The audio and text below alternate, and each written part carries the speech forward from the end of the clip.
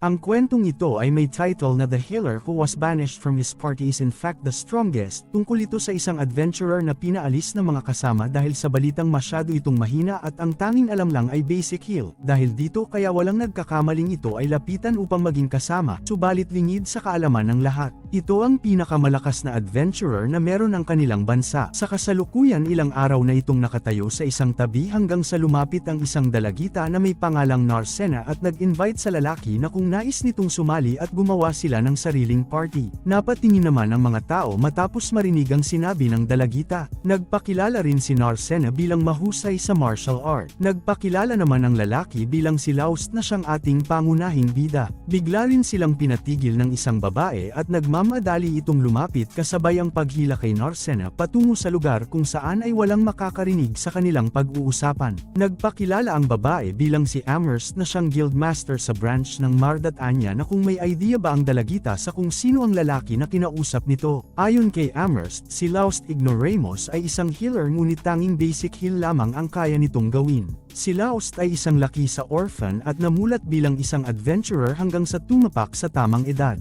Ngunit kahit ganun pa man hindi nito kayang makagawa ng isang Aryan Heal o mas mataas pa na uri ng Magic Heal. Sa madaling sabi kilala ng lahat si Laust bilang ang pinakamahinang adventurer at ignorant sa buong kapital. Marahil ay ito rin ang dahilan kung bakit pinaalis ito sa nakaraang sinalihang party na may pangalang Blades of Lightning. Maging ang simpleng paggawa ng antidote spell ay hindi nito magawa kaya wala ng tao ang nagka-interes na ito'y makasama sa kanilang party. Hindi rin umano maganda ang makasama si Laust dahil sa estado ng kakayahan nito ay hindi umano nila kayang ma-afford ang isang dissenting lodging. Ngunit hindi hadlang sa dalagita ang pera gayong malaki-laki rin ang halaga na kanyang dala. Muli naman siyang nila ni Amherst dahil hindi lahat ng adventurer na makikita sa bayan ay mabait at mapagkakatiwalaan dahil ang iba dito ay kasapi ng mga gang. At ang ganun karaming pera ay makinang sa mata ng mga mapansamantala. Napag-alaman pa ni Amherst na si Narcena ay bago pa lamang sa larangan ng pagiging adventurer kaya ang pag-offer rin ito sa isang party na maaari nitong makasama kasabay ang mga bagong adventurer. Subalit buo ang loob ni Narcena na gumawa ng isang party kasama si Laust gayong matagal niya ng pangarap na makasama ito sa isang party. Makalipas ang ilang sandali opisyal nang nagparehistro ang dalawa sa kanilang binuong party. Labis rin ang tuwang nararamdaman ni Narcena habang pinagmamasdan si Laust na nilalagdaan ang registration form.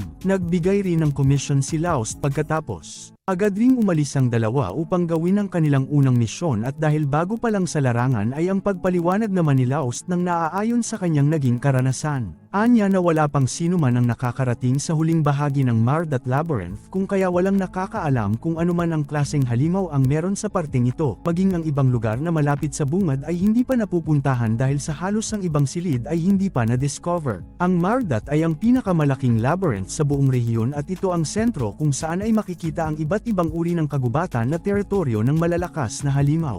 Ngunit ang pinakamagandang lugar para sa mga bagong adventurer ay ang Western Prayer kung saan ay mahihinang halimaw lamang ang naninirahan. At dahil dito kaya mahirap rin maghanap ng halimaw sa lugar at kung hindi sila tumungo sa malalim na parte nito ay hindi rin nila makikita ang pinakamalakas na halimaw. Pinasok ng dalawa ang bungad na parte ng labyrinth at pagbahagi ni Narcena na siya umano ang dapat na manguna gayong siya ang martial artist ng kanilang party at ang healer dapat ay nasa likod lamang. Nang makakita ng isang goblin ay agad din itong inatake ni Narcena nang walang kahirap-hirap. Matapos maglaho ng mga nilalang ay agad na pinulot ni Laust ang isang magic stone na kanilang ibebenta pagkatapos ng kanilang adventure. Ito rin ang ginagawang hanap buhay ng mga adventurer upang mamuhay. Ngunit ayon kay Laust ay hindi pa umano sapat ang kanilang nakuhang magic stone dahil mababa lang ang presyo nito sa market at kinakailangan pa umano nilang makaharap ng isang malakas na halimaw. Pagkatapos ay muling ipinagpatuloy ng dalawa ang daan patungo sa malalim na parte, at habang nasa daan bigla namang pinigilan ni Laust si Narcena matapos makita ang isang trap, at nang makatawid napatanong naman ang dalagita dahil ang ipinamalas ni Laust ay isang kakayahan ng isang thieves. Ngunit ang tangi nitong sagot ay dahil umano ito sa tagal niya na sa ganitong larangan kaya nagawa niya ng malaman ang ibang skill. Hindi rin nagtagal at nakahanap ng malakas na halimaw ang dalawa ngunit hindi maunawaan ni Laust kung bakit ito naruroon sa lugar gayong dapat ay nasa mid-level ang isang orc na tulad nito. Nagdesisyon rin ang dalawa na mas mainam kung kanila itong kalabanin kesa tumakbo kaya agad na hinarap ni Narcena ang orc. Sa kanyang pagsugod ay ang pag-iwas sa isang atake kasabay ang pagsipa sa dibdib ng nilalang. Subalit tila sinipa niya lang ang isang matigas na bato dahil sa tibay ng halimaw. Mabagal man ang halimaw subalit masyado itong malakas na siyang dahilan upang tumalsik ang iba't ibang parte ng bato at pagkakataon sa nilalang upang muling umatake. Nakaligtas man si Narcena subalit hindi napansin na isang dead end na ang kanyang nasa likod. Napapikit na lang ang dalagita dahil wala nang magagawa. Ngunit dahil sa tulong ni Laust ay matagumpay siyang nakaligtas kasabay ang pagsilay sa paglaho ng halimaw. At sa muli nagawa na namang magtanong ni Narcena dahil hindi gawain ng isang healer ang ginawang pagtulong ni Laust. Ngunit muli nitong sagot ay sadyang nahubog lamang siya dahil sa matagal niya na itong ginagawa at pagsilay ni Laust sa pinsalang natanggap ng dalagita. Matapos magamot ay muling nilapitan ng dalawa ang magic stone na mula sa orc, may kalakihan rin ito at iba ang kulay kesa sa una nilang nakalaban. Matapos ang halos kalahating araw na paghunt muling bumalik ang dalawa sa guildmaster upang ibenta ang kanilang nakuha. Nagulat naman si Amherst sa dami ng magic stone kung kaya pinagsabihan nito si Laust matapos makita ang isang magic stone na mula pa sa isang orc. Anya na tila dinala nito si Narcena sa middle level. At pagsabi naman ni Laust ng totoo gayong hindi niya rin alam kung bakit naruroon sa low level ang isang orc at pagsang-ayon rin ni Narcena sa ibinahagi ng kasama. Dahil dito kaya ibinahagi rin ni Amherst ang tungkol sa ilang higher-ups na pabalik-balik sa lugar at pagkutob na tila may kung anong pangyayari na hindi maganda. Ilang sandali pa matapos makapagdesisyon na ibenta ang nakuhang gem ay ang tuwa rin ni Amherst dahil malaki-laki rin ang increase ng kanyang sahod tuwing makakabenta sa kanya ang mga taong siya rin ang nagbigay ng registration. Matapos magkwenta ang lahat labis rin ang gulat ni Laust dahil hindi nito inakala na ganito pala karami ang kapalit na salapi ng kaninang gem na hawak. At ngayon lamang siya nakahawak ng ganun karaming salapi kung kaya na-realize ni Laust na buong buhay niya ay niloloko lamang siya ng mga kasama sa nakaraang party na kanyang sinalihan. Nais mang ereklamo ni Narcena ang ginawang panloloko sa kanyang kasama ngunit nakapagpas siya na si Laust na hayaan na lang ang mga taong ito at mag-focus na lang sa kung ano man ang meron siya ngayon. Nang makaalis ang dalawa napatigil naman sa pagbibilang ng salapi si Amherst matapos tawagin ni Handsome. Tanong ng lalaki kung may kinalaman ba si Amherst kung paanong nakahanap ng kasama si Laust. Ngunit wala itong kinalaman sa biglang pagpasok ni Narcena sa eksena. Sa paglubog ng araw ay mas minabuti ng dalawa na kumuha ng silid na kanilang matutuluyan. Nang makapagpahinga hindi naman maalis sa isip ni Narcena ang kabutihang ginawa ni Laust. Tulad noong bata pa lamang siya at tinulungan siya nito mula sa isang insidente. At pagpangako na sa kanyang paglaki ay magiging isa siyang adventurer kasama ang taong nagligtas ng kanyang buhay. Magmula noon ay hindi na tumigil sa pag-training ang batang Narcena hanggang sa mabili niyang tinungo ang kapital matapos mabalitaan na ang taong kanyang hinahangaan ay nawala mula sa party nito. Subalit matagumpay niya mang nakasama si Laust ay hindi naman siya nito nakikilala dahil masyado nang mahaba ang dumaang panahon at hindi na siya bata na tulad noong unang beses silang nagkita ni Laust. Hindi rin maisip ni Narcena kung bakit tinawag ito ng mga tao na ignoramus gayong napaka-talented naman nito. Ang huling naaalala ni Laust ay kasama ang nakaraang party habang nilalabanan ang isang halimaw na may maraming ulo. 4 ang kanilang bilang at bahagyang napinsala ang isa sa kanilang kasama kaya ginamit ni Laust ang kanyang heal. Magagawa niya mang paunti-unting magamot ang sugat at lason subalit hindi naman ito malilinis dahil may katagalan ang proseso ng pagpapagaling kaya bahagi ng kanilang leader na may pangalang Margulis anya na kanila nang bilisin at muling bumalik sa laban. Dahil sa kanilang sitwasyon kung kaya hindi nagkaunawaan ang bawat isa at ang lahat ng pagsisisi ay napunta kay Laust. Ngunit bago pa tumungo sa lugar ay nagsabi na ang healer na bumili ng isang antidote subalit dahil sa kamahalan kaya mas ninais nilang sumugod ng walang dalang antidote. At pagwika rin ng lalaking may gintong armor na isa umanong basura si Laust dahil tanging heal lang ang alam nitong gawin. At kahit natatakot ay nilakasan naman ng kanilang magic user ang loob upang subukan ang kanyang magagawa sa dambuhalang halimaw. Ngunit sadyang malakas ang nilalang kaya baliwala ang ginawa nitong pag-atake. Pagkatapos maalis ang nakaharang na halimaw walang pag-aalinlangan at tumakbo si Margulis anya na siya ay aatras at mas mainam kung sila ay umalis na sa lugar. Hindi naman iniwan ni Laust ang sugatang kasama kasabay ang pagsilay ng halimaw sa kanilang pag-alis. At nang marating ang kapital nagulat naman si Laost sa desisyon ni Margulis dahil kaagad siya nitong pinaalis sa kanilang party na may pangalang Lightning Sword. Siya rin ang sinisi ng mga ito dahil hindi umano nila nagawang mapaslang ang halimaw na tinatawag na Hydra. Anila na isang mahinang healer si Laost kahit na ang rason kung bakit natalo ang mga ito ay dahil masyado nitong sinayang ang lakas nung umaga kaya nung nakaharap ang isang Hydra ay wala na itong mga lakas pang makipaglaban. Dahil sa naging rason ni Laost kaya tinanong ng kasama nilang magic user kung sino ba dapat ang sisihin sa mga nangyari. Wala ring pagdadalawang isip na itinuro nito si Laost kasabay ang paggising matapos mapanaginipan ang mga nangyari. Balik tayo 6 na taon bago ang kasalukuyan, nasa murang edad pa lamang si Laost at may isang party ang nag-invite sa kanya na sumali sa grupo. Hindi naman naghinala ang bida at agad na umanib sa party. Nais niya mang maging malakas na adventurer ngunit may mga tao na sadyang makasarili at hindi man lang healer at turi sa kanya kundi ay isang pain sa mga halimaw. Subalit sadyang mapala si Laost at tila may plano ang mundo para sa kanya. Ligtas siyang nakalabas bitbit ang sakit ng karanasan sa buhay ngunit kahit ganun pa man ay nais niya pa ring mabuhay at lumaban sa bawat hamon. At nang makita ang isang nakatumbang karwahe, bahagya itong natigilan matapos makita ang batang Narcena na nasa tabi lamang ng karwahe. Walang pagdadalawang isip at agad na kumuha ng kahoy si Laost upang tulungan ang bata kahit wala mang labis na kasanayan at inilakasan ang loob upang tumulong. Ngunit bigla siyang nawala ng malay matapos ang isang paghampas sa kanyang ulo. Nagising na lamang si Laost, nakaharap na ang bata at masaya nitong sinalubong si Laost. Nakita rin ng bida ang tatlong kalalakihan na tumulong upang maubos ang mga nilalang. Napatawa naman si Laost dahil pakiramdam na wala na naman siyang naitulong hanggang sa naagaw ang kanyang atensyon matapos marinig ang pagpasalamat ng batang Narcena. Anya na kung di dahil sa ginawa ni Laost ay marahil hindi ito nabutang buhay ng mga kalalakihang umubos sa mga nilalang. At nang makita ang galaw sa kamay ng bata, walang pagdadalawang isip na ginamit ni Laost ang healing spell upang ito'y malunasan. Matapos ang gamutan, muling nagpasalamat ang batang Narcena at pagbahagi ni Laost ng kanyang naging karanasan sa mga nakasamang party. Nalunggot naman ang bata sa ibinahagi ni Laost at pagwika ng batang Narcena na siya ay magiging isang adventurer sa kanyang paglaki at mag-team up kasama ang taong nagligtas ng kanyang buhay.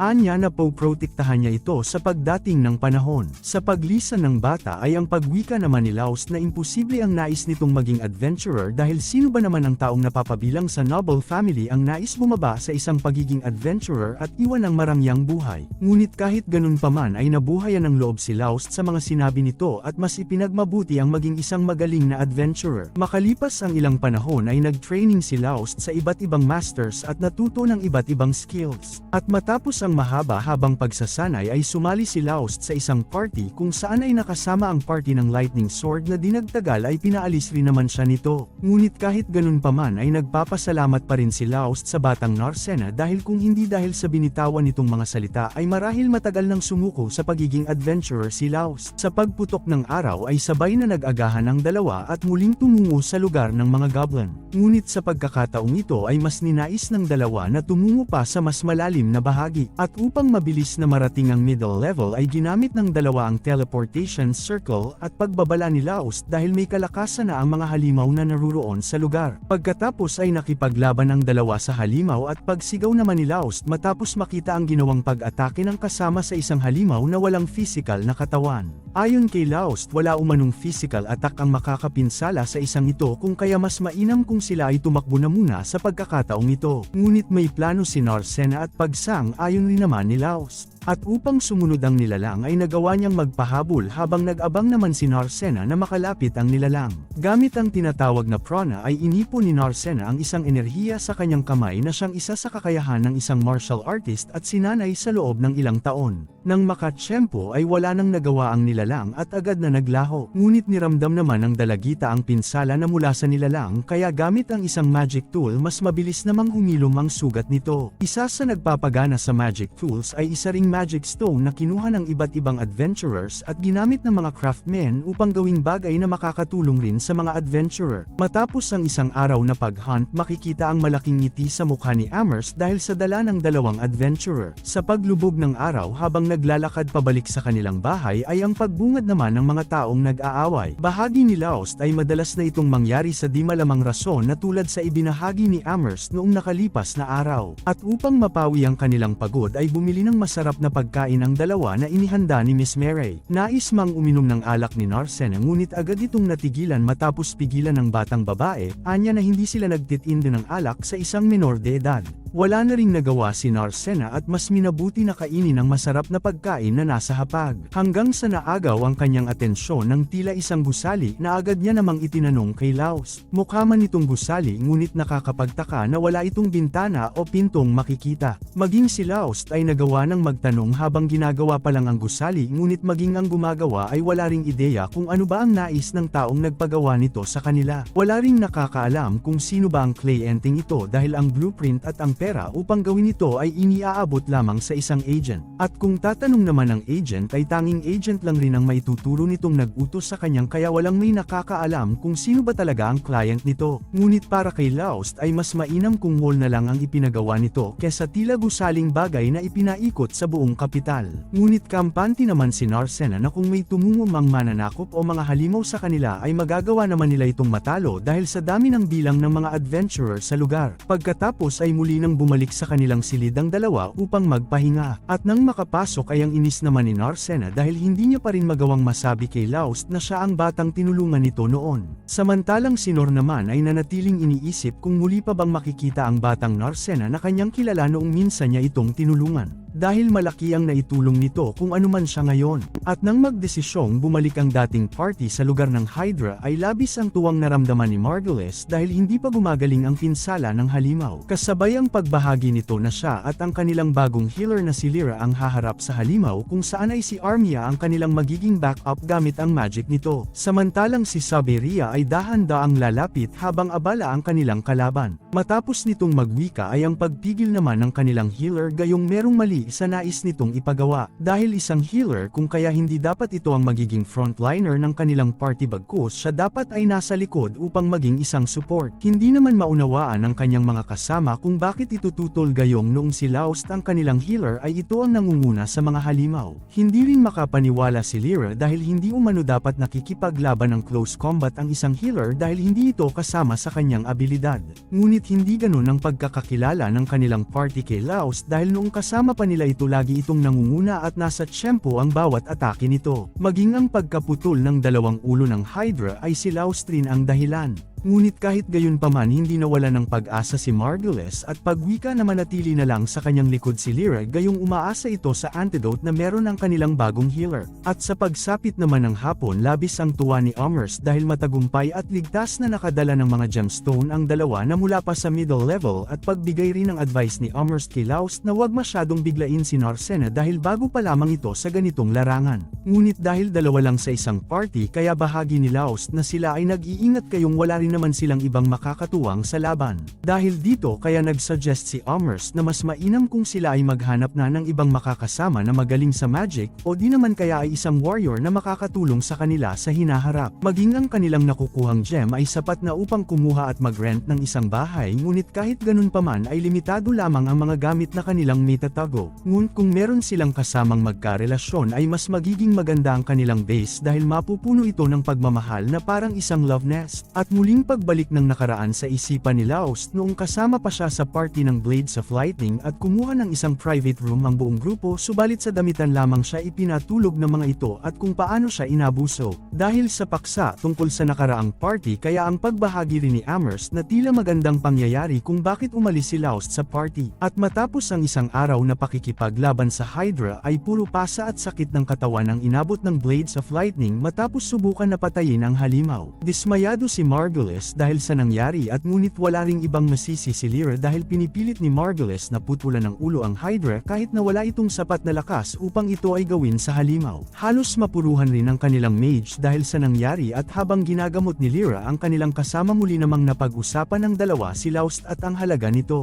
Hindi nila naisip ang sakripisyo nito maging ang bayad sa dating healer ay hindi tama para sa tulong na ibinigay nito sa kanilang party. Dahil dito kung kaya napaisip si Margulis na muli itong kombinasyon kumbinsihin upang bumalik sa kanila. Buo ang loob ni Margulis na babalik si Laost sa kanilang party gayong kilala ang kanilang grupo sa buong kapital. Kinabukasan masayang tinungo ni Margulis si Laost at walang pag-atubiling inanyayahan na muli itong bumalik sa Blades of Lightning. Anya na mas maganda kung ang katulad ni Laost ay kasama ang top-class adventurer na tulad niya at handa umano itong ialay ang kanyang leeg para sa kaligtasan nito. Maging ang pera na kanilang makukuha sa bawat laban ay patas at tama umano nilang ihahati. Anya na hindi lamang tama ang kanilang pagbilang noong una at magiging maingat na sila upang hindi ito mangyari. Bahagi pa ni Margulis na ang kanilang bagong healer ay wala umanong silbi. Napatakbo naman si Narcena matapos marinig ang pagpasalamat ni Laost. Pinigilan nito ang partner at pagwika ng mga pagkakamaling ginawa ng Blades of Lightning sa kanyang kasama at pagbahagi kung gaano kahalaga sa kanya si Laost. Agad rin itong pinigilan ni Laost at pagpasalamat kay Margulis dahil sa pagiging magalang nito upang bumalik siya sa dating party, ngunit buo na ang pasya nito na hindi na bumalik at masaya na kasama si Narcena sa binubuo nilang party. Dahil dito kaya napaisip si Margulis na tila ginagamit lamang ng dalagita si Laost dahil hindi naman talaga umano ignorante si Laost kundi ay isang mahusay at mapapakinabangan. O di kaya ay hindi rin tama ang hati nito sa pera. Natigilan naman ang lalaki matapos itong hawakan ni Laost sa kamay at pagwika na wag umano nitong tangkaing saktan o pag-isipan ng masama si Narcena dahil hindi niya mapapatawad ang Blades of Lightning kung magkataon. Sa pag-alis ng dalawa humingi naman ng bagong makakasama si Margulis kay Amherst. Anya nabigyan siya ng isang malakas na may kakayahang maging isang frontliner na kasama siya.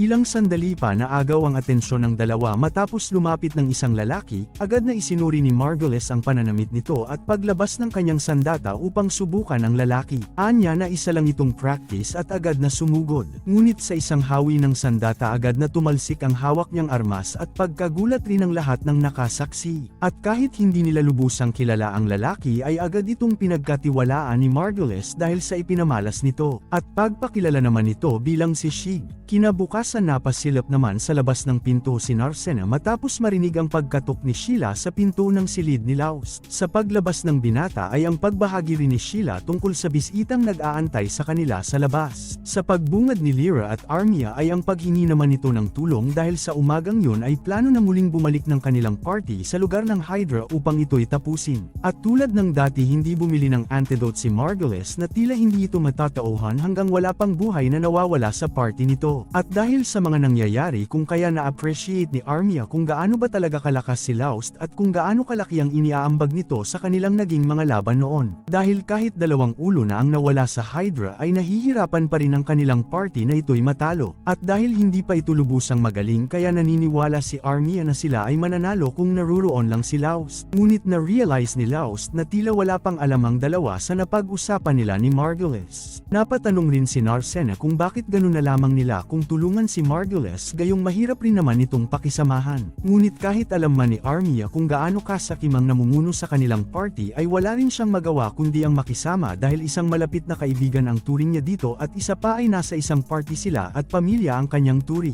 Nagalit naman si Narcena sa ibinahagi nito dahil kung ganun ang turi nila kay Margulis ay bakit ganun na lang nila itinakwil si Laost sa kanilang party. Ngunit ayon kay Armia ayaw niya naman talaga ang mga nangyari subalit dahil sa takot na siya ang mapaalis sa grupo kaya wala na rin siyang nagawa kundi ang sumang-ayon sa kanyang mga kasama. Ayon rin kay Lyra noong gabi na ginagamot niya si Armia ay wala itong ibang bukang bibig kundi ang paghingi nito ng patawad kay Laost habang nilalabanan ang lason sa katawan. At upang matigil na sa kakaiyak ang dalagita ay mas minabuti na lumapit ni Laost habang iniaabot ang kanyang kamay. Nais niya mang bumalik sa kanilang party subalit buo na ang kanyang pasya na hindi na bumalik sa dating party at kanya na itong ibinahagi kay Margulis. Labis rin ang tuwa ni Armia matapos marinig ang kapatawaran ni Laost dahil sa mga nangyari. Hanggang sa natigil ang kanilang usapan matapos dumating ng kanilang pagkain. Habang abalang kumakain si Armia ay nagawa namang magtanong ni Narcena kung may paraan ba upang umalis na sa kasalukuyang grupo si Lyra at Armia dahil toxic naman ang mga kasama nito. Ngunit walang ideya ang dalaga at kung meron man ay kaagad niya na itong ginawa. Bigla ring napaisip si Laost matapos maalala ang ibinahagi ni Margulis tungkol sa bago umano nilang healer na walang silbi. Dahil dito kung kaya nagbabala si Laost na mag-ingat na lang dahil hindi malabong mangyari ang kung anuman ang naging karanasan sa dating party. At nang makabalik sa bahay ay nagulat naman si Lyra matapos makita ang bago nilang kasama na ipinakilala ni Margulis. Margulis. Wala ring ideya ang mga kasama na ang dalawa ay matagal nang magkakilala at hindi inaakala ni Lyra na muling magiging katuwang ang dating kasama.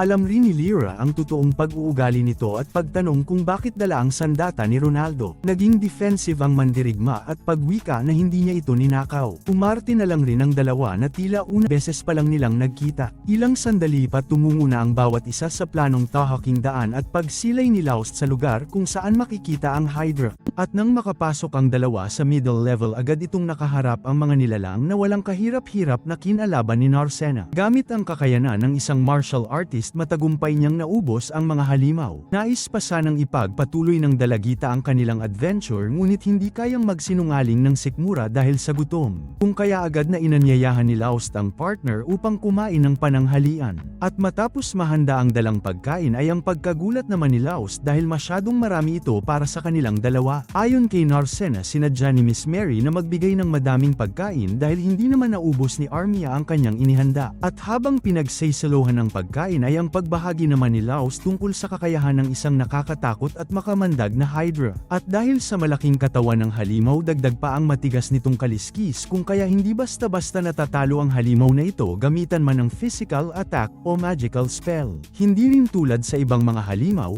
ang Hydra ay hindi basta-bastang makikita kung saan at dahil sa sistemang tulad nito kung kaya gumawa ng pagsasaliksik ang ilan at nakagawa ng isang antidote na makakatulong kapag nalalason ang isang adventurer. Madali lang makabili sa market ng isang antidote ngunit may kamahalan naman ang halaga nito kaya ito rin ang isa sa dahilan ni Margulis kung kaya mas nais nitong maglakbay ng walang dalang antidote at umasa na lang sa healer ng kanilang party. Buo rin ang tiwala ni Laust sa kakayanan ng dating mga kasama dahil hindi naman tatawaging Blades of Lightning ang dating party kung ito ay basta-basta lang na grupo. Matapos kumain ay nabahagi ni Narcena na siya ay nababagot sa middle level at pagbahagi na nais niyang tumungo sa wetland gayong hindi rin naman ito malayo sa kanilang kinaroroonan. Habang ang party ng Blades of Lightning naman ay abalang nakikipagtagisan ng lakas sa halimaw. Nagagawa rin nilang masugatan ang halimaw ngunit hindi ito sapat upang maputol ang ulo ng Hydra. At nang sumubok naman si Sig ay walang kahirap-hirap na napipinsala ang halimaw at nang magkataon na mapugat ang isa sa ulo ng nilalang ay agad nitong binalik ang patalim kaya napasigaw naman si Margulis nang ito ay makita. Ngunit sinadya itong gawin ni Sig gayong mas mainam kung si Margulis ang makagawa nito at isa umano itong malaking achievement para sa kanya at maaari pa siyang tawaging Margulis the Hydra Slayer. At habang pinagmamasdan na nakikipaglaban ang mga kasama hindi naman maunawaan ni Lyra kung ano ba talaga ang plano ni Sig.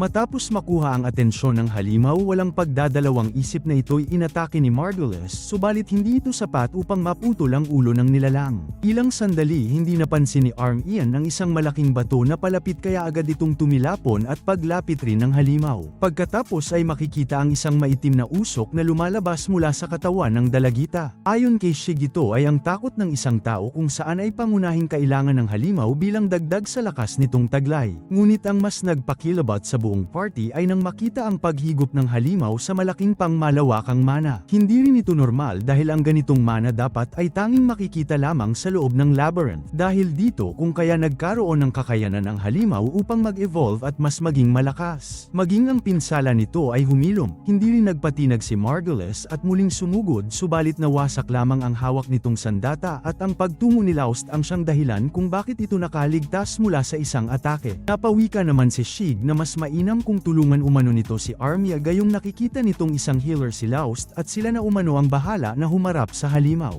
Nabahala ang lahat dahil sa kalagayan ni Armia at paggamit naman ni Laust sa kanyang heal at pagwika ni Lyra na hindi ito epektibo kung gagamitin sa ganitong kalagayan. Hindi rin makapaniwala ang babaeng mage matapos makita ang paulit-ulit na pag-heal ni Laust kay Armia. Hindi na rin bago sa ibang mga kasama na ganito ang ginagawa ni Laust at tinawag pa nila itong layering heal spell. Nagalit rin ang healer matapos makita na tila normal lang ang kakayahang ipinamalas ni Laust. Dahil ayon kay Lyra hindi kakayanin ng isang normal na healer ang ganitong kakayanan lalo na at ngayon palang narinig ang tinatawag na layering spell. Ilang sandali pa muli namang bumalik ang ulirat ni Armia at pagpasalamat nito kay Laust ngunit agad itong nawala ng malay dahil sa pagod. At nang makita na nasa maayos na lagay ang kasama muling bumalik sa halimaw ang kanilang party ngunit nang humingi ng tulong si Sig ay ang pagwika naman ng dalawa na di na nila kayang makipaglaban at pagrason naman ni Margulis na wala siyang armas na magagamit. Dahil dito kaya ipinagpatuloy ng tatlo na labanan ng halimaw. Napamangha rin si Laust matapos makita makita ang pagputol ni Shig sa ulo ng halimaw gamit ang isang magical sword na hawak. Gayong ito ang kauna-unahang pagkakataon na makakita ng isang sandata na sa kwento lamang naririnig at pag-isip kung ano ba talaga ang totoong pagkatao ni Shig.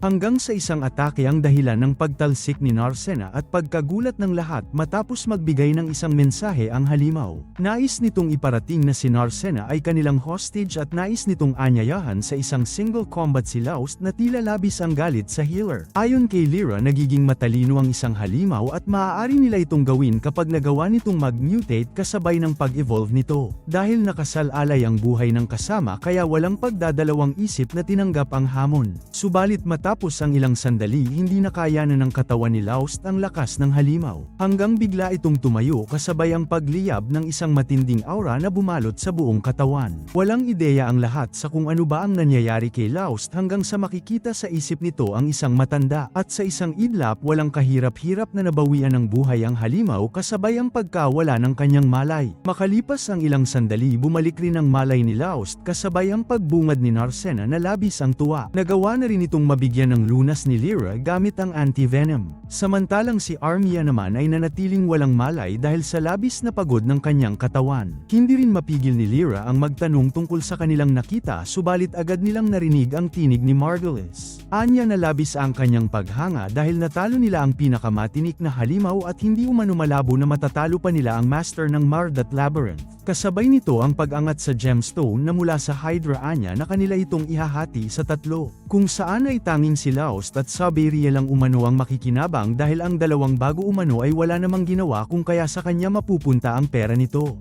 Samantalang si Armia naman ay ibinaliwala ng dalawa dahil wala umano itong silbi at maging ang paggising nito ay wala ring kasiguraduhan at isa lang din umano itong pabigat na mage. Plano pa ni Margulis na ibenta sa Armia gayong maraming mga weird ang magkakagusto dito na tulad lang ng isang manika. Dahil dito kung kaya is kanyang mukha ang kamao ni Narcena, na tulad lamang sa pag-take advantage sa walang malay na Armia na ibebenta sa mga bastos na makikita sa kapital. Kinahapunan bumalik ang lahat sa kapital at pagpakilala ni Shig na siya ay isang official sanctioned adventurer galing pa sa Royal Capital. Anya na Shig ang tunay na pangalan at bilang isang official sanctioned adventurer ay trabaho nilang makita ang totoong nangyayari at ginagawa ng isang adventurer. Bahagi pa nito na ang public safety sa kanilang bayan ay hindi maganda kung kaya siya ay naparito upang tingnan ang kalagayan nito at ayon sa kanyang nakita ay mas masahol pa pala sa inaasahan ang madadatnan. At dahil sa kasong human trafficking kaya sigurado na ang pagtalsik ng dalawa bilang adventurer o di kaya ay maninilbihan nito habang buhay. Dahil dito kaya halos hindi mapatigil sa kakareklamo ang dalawa hanggang sa inanyayahan ni Laust si Sig na mag-usap sa labas. At nang makalabas ay ang pagwika naman ni Laust na kung maaari ay pakawala na lamang ang dalawa dahil alam niya sa kanyang sarili na nais lang naman ng mga ito na maging isang adventurer sa kanilang buong buhay. Katulad niya inilaanan ng mga ito ang kanilang mga buhay bilang maging isang adventurer ngunit biglang umiba ang pakikitungo ng mga ito magmula nang makilala ng marami. Magkaroon ng maraming pera at mas piniling tumaas pa ang rank kaysa makitungo ng maayos. Ngunit alam ni Laust na hindi talaga ito ang totoong ugali ng dating mga kasama. At bago pa lumubog ang araw nakapagdesisyon si Sig na pakawalan ang dalawa kasabay ang pagwika na wag na itong bumalik pa sa lugar na ito matapos ang mga nangyari. Kinagabihan mas ninais na manatili ni Sig sa kapital dahil may balitang natanggap tungkol sa iilang banta na nasa loob ng kapital. Humingi pa si Sig ng isang pabor kay Lyra na kung maaari ay gumawa ito ng party na kasama siya. Wala namang tutol si Lyra basta ay kasama nila si Armia sa party na ito. Matapos ang mga nangyari nagdesisyon ang tatlo na bumuo ng sariling party. Hindi rin ito problema kay Armia dahil malaking bagay na siya ang gawing kasama ni Lyra at Sig. Sa araw ding yun ay mas minabuti ng dalawa na tumungo sa guild upang ibenta ang nakuhang gem mula sa Hydra. Nag-usap rin ang dalawa tungkol sa quest bilang maging source of income ng isang adventurer. Halos wala ring pinagkaiba ang gawaing ito sa paghahanap ng halimaw sa labyrinth, maghanap at mag-collect ng kayamanan o di kaya ay maging isang bodyguard at bilang pasasalamat ay babayaran sila matapos mabantayan ang kanilang subject. Makalipas ang ilang sandali nang marating ang guild labis naman ang gulat ng dalawa matapos titigan ng mga adventurer na nasa loob. Hanggang sa marinig ni Laust ang usapan ng iilan tungkol sa kanyang pagtalo sa halimaw. halimaw. Kaya matapos masiguro na walang ibang tao ang nakakarinig sa usapan ay ang pagbahagi naman ni Laust na mag-ingat si Narcena dahil sa balitang kumakalat na sila ang nakatalo sa Hydra. Dahil dito kaya hindi maalis ang pagkabahala na may mga taong handang nakawin ng Magic Stone na kanilang nakuha. Naputol rin ang kanilang usapan matapos makita ang iilang kalalakihan na dahan-daang lumapit. Kilala naman ni Laust ang lalaki na may pangalang Marnell at paghingi nito ng kaunting oras para makausap si Laust. Kaagad rin itong kinausap ni Laust matapos paalisin ang tatlo nitong kasama.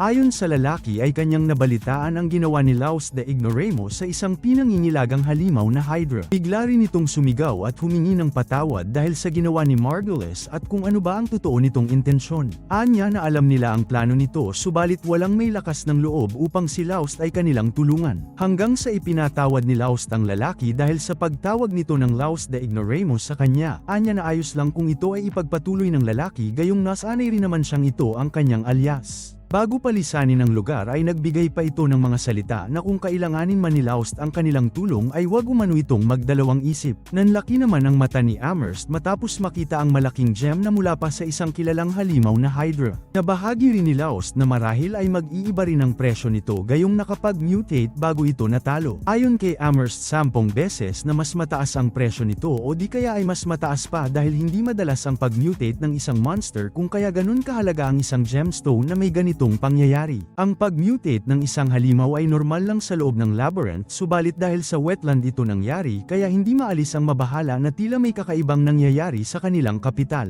Nagtanong rin ang dalawa na sa sitwasyong ganito ay dapat may isang organisasyon ang namumuno upang ito ay bigyang liwanag. Bigla naman nakuha ang kanilang atensyon matapos marinig ang tinig ni Handsome. Pagkatapos ay tumungo ang dalawa sa opisina nito at ini-report na ang mga middle-level monsters ay may kakayahan na tumungo sa upper levels at ang ilan naman ay nagagawang mag-mutate kahit nasa labas pa ng labyrinth. Hindi rin binigyang solusyon ni Handsome ang isyo gayong masyado umanong abala ang guild para sa ganitong trabaho. Dagdag pa nito na alam naman ng bawat adventurer ang panganib sa bawat laban kung kaya dapat handa ito sa kung anuman ang makakasalubong. Dahil dito kung kaya suggestion ni Laust na mas mainam kung bigyan man lang sana ng babala ang bawat adventurer sa mga nangyayari at pagwika naman ni Handsome na kung si Laust ay natatakot malaya umano itong lumabas ng bayan. At nang makalabas ng opisina galit na galit naman si Narcena dahil sa asal na ipinakita ni Handsome kay Laust. Ilang sandali pa humingi naman ng pabor si Laust kay Amherst tungkol sa pagiging isang quest adventurer at sakto namang may ilan na available gawain para sa isang quest na kabilang ang paghahanap ng medical herb.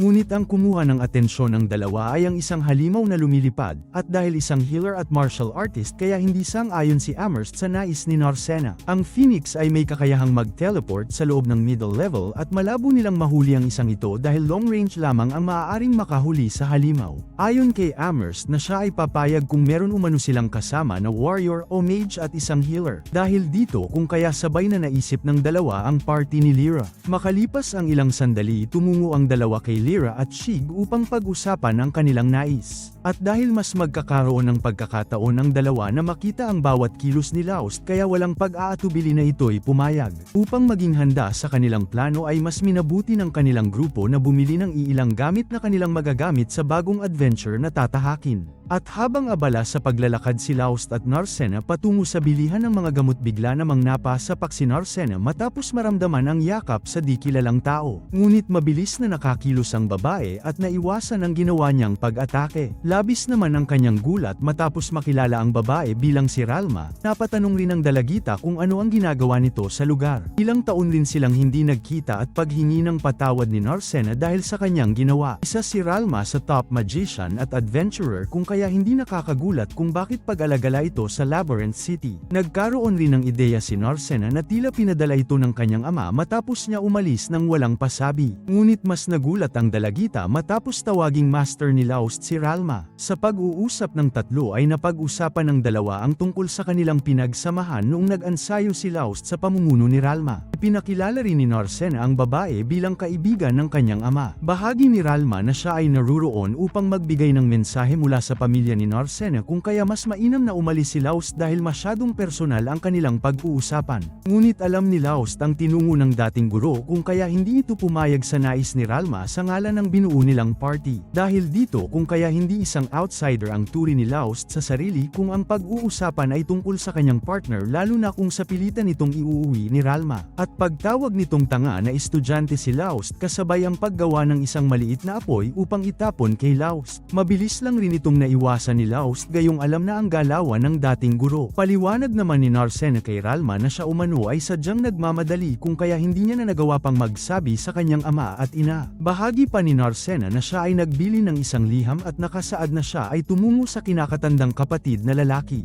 Kaya matapos itong marinig ay ang pagkagulat naman ng dalawa dahil hindi naman kamag-anak si Laust. At pag-amin rin ng dalagita na si Laust ang kanyang dahilan kung bakit niya nagawang umalis nang walang sabi. Dahil matagal-tagal niya na ring pinaobserbahan si Laust hanggang sa kanyang nalaman na pinaalis ito ng dating party at dali-daling umalis upang ito'y tulungan. At dahil sa katwiran ni Narcena kaya napaisip rin si Laust na tila mas mainam kung umuwi na muna ito sa kanilang tahanan dahil sigurado ang pag-aalala ng mga magulang nito sa dalagita. Labis naman ang bahala ni Narcena dahil sa sitwasyong hindi siya papayagan ng ama na muling makaalis ng kanilang bahay. Ngunit ayon kay Ralma ay wala namang tutol ang ama nito na ito'y maging isang adventurer na bahala lamang ito dahil bigla itong umalis ng walang abiso. Magagawa ring puwersahin ng ama ni Narcena na siya ay bumalik kung kinakailangan subalit kanyang nakita na nasa magandang sitwasyon naman ang kalagayan nito kaya hindi na nito inabala pa ang dalawa kasabay ang pag-utos kay Laust na kumuha ng maiinom. Nang makaalis ang healer ay ang pagwika rin ni Ralma na kung bakit mas nais ni Narcena na manatili sa kasama gayong noong mga panahon na ito'y kanyang tinuturuan ay napakawala nitong silbi. Ngunit depensa ni Narcena ay isang magaling na adventurer si Laust at higit pa sa isang healer ang kakayanan nito dahil kaya nitong makipaglaban ng close combat at kahanga-hanga itong tao. Bahagi pa ni Narcena na siya ay naparoon upang tulungan si Laust subalit kabaliktaran ang naging sitwasyon dahil siya pa ang tinulungan nito kung paano maging isang mahusay na adventurer. Ayon naman kay Ralma na sa kanyang nakikita malaki na ang pinagbago ng dating Laust na kanyang kilala at ibang-iba ito sa dati na kaya na nitong tumindig upang maprotektahan ang iba at napaka-desente na nito. Dahil dito kaya hinayaan na ni Ralma si Narcena at muli itong gumawa ng hakbang kasabay ang pagtungo sa lugar ng taong may pangalang Miss. Kinabukasan sinimulan na ng kanilang party ang unang adventure na magkakasama.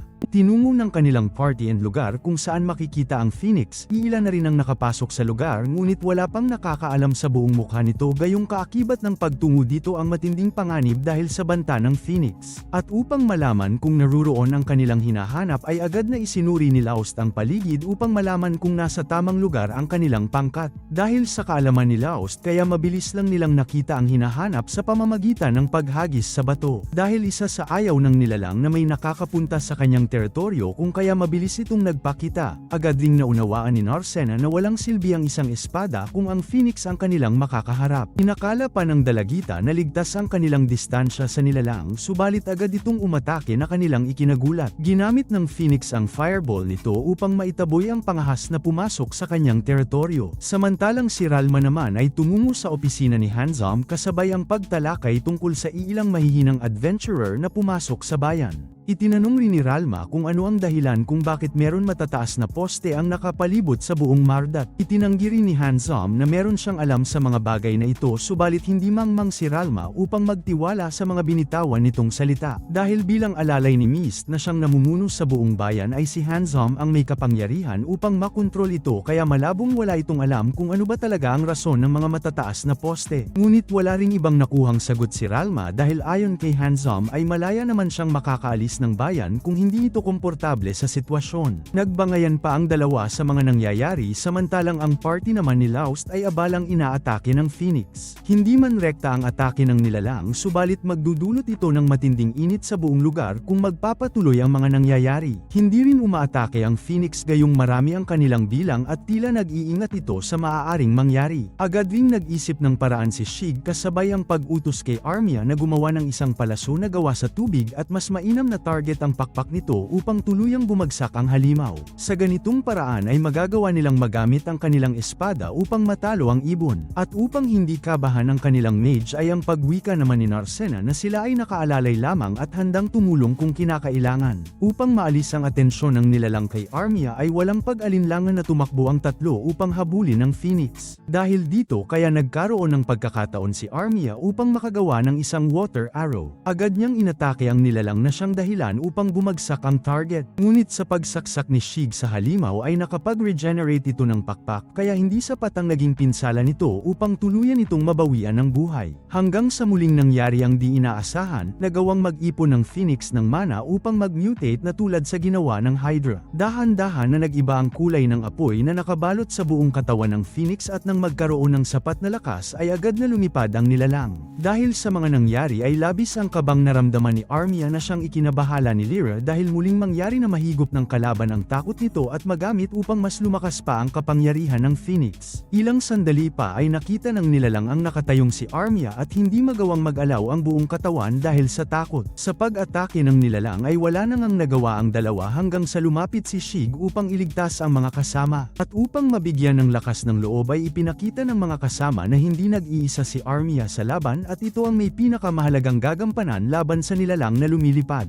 Hanggang sa tumindig ang dalagita upang tumulong sa mga kasama. At sa muli nagkaisa ang kanilang party laban sa nilalang at sa pagsapak ni Narcena ay ang hindi rin ito pagpansin sa apoy na nanatili sa kanyang kamay. Hanggang sa muling bumalik ang nilalang upang gumanti sa dalagita subalit dahil sa tulong ni Laust ay naging maayos ang lagay nito at pagkasira rin ng espada ng healer. At kapag focus si Armia matapos masuportahan ni Lyra ay agad itong nakagawa ng isang frozen arrow na ikinagulat ng kanyang kasama. Nagawa man nitong mapinsala ang halimaw ay hindi ito naging sapat upang bumagsak ito sa lupa. Subalit sa tulong ni Narcena ay matagumpay nitong ibinagsak ang Phoenix na siyang dahilan upang nagroon ng pagkakataon si Laust na tapusin ang kanilang kalaban. Matapos ang mga nangyari ay kanilang pinuri si Armia dahil sa malaking tulong na ginawa nito sa kanilang grupo at pagtulo rin ng luha ng magic user dahil sa tuwa. Kinahapunan sa pagbalik sa kanilang tinutuluyan ay pagbungad naman ni Ralma na patuloy lang sa pag-inom ng alak. Agad din itong lumapit sa kanila ang pagkamusta sa naging lakad nito laban sa Phoenix. Nagulat rin si Laust kung paano nito nalaman ang kanilang naging lakad hanggang sa ibinahagi ni Ralma na matapos niyang itapon ng ilang barkya sa kanyang bulsa ay walang pagdadalawang isip na ipinagsabi ni Amherst ang impormasyon na nalalaman nito. Sa pag-upo ng lahat sa iisang mesa ay ang pagwika naman ni Ralma na kung nagugustuhan ba talaga ni Narcena ang mga pagkain sa lugar gayong napaka-cheap nito para sa isang tao na nakatira sa isang palasyo. Labis ang pagkagulat ng lahat matapos magwika ni Ralma na si Narcena ay ang nag-iisang tagapagmana ng Earl of Anal Estoria. Dahil dito kaya muling sumagi sa isipan ni Laust ang mga nangyari noong nakaraan at pag-isip na ang batang tinulungan ay ang Narcena na kanya ng kasama sa adventure. Noong gabi ring yun ay nag-report naman si Handsome kay Mist tungkol sa ikalawang nilalang na nag-mutate kasabay ang pagbalita na ang kilalang fire goddess na si Ralma ay naruroon sa kanilang bayan. Dahil sa mga anarinig kung kay awika ni Mist ay marahil napapanahon na upang kumilos na si Handsome.